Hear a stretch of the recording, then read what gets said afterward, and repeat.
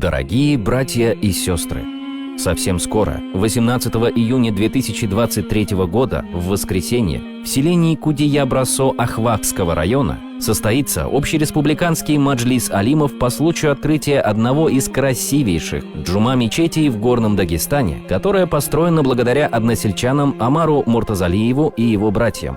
Новая джума-мечеть будет носить имя шейха накшбандийского тариката Ибн Ухаджара Афанди, да озарит его душу, сына Алима Ашик Мухаммада Хаджи, павшего шахидом во время Малого Газавата 1877 года в ущелье Зоноб. На открытие мечети прибудут гости, приглашенные из городов и сел республики и других мест, алимы Дагестана, представители муфтията и других общественных организаций.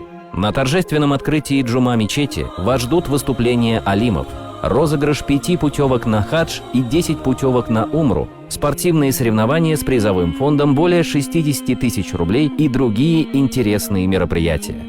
Кудия-бросинцы приглашают вас на это богоугодное торжество и разделить с ними радость этого события. Да поможет нам Всевышний Аллах во всех добрых и благих делах. Аминь. Начало маджлиса 9:30.